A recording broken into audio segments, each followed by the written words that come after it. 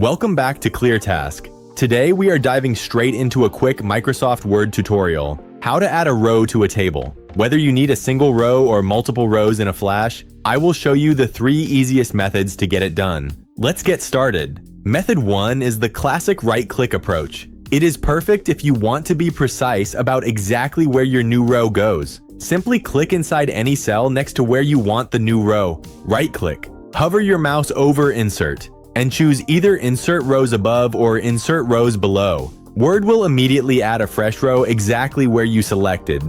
Method 2 is a lightning-fast keyboard shortcut. If you need to add a row very quickly, just place your typing cursor right outside the table at the very end of a row. Once your cursor is blinking outside that last cell, just hit the Enter key. A new row will instantly appear below it. This is the absolute fastest way to expand your table as you type.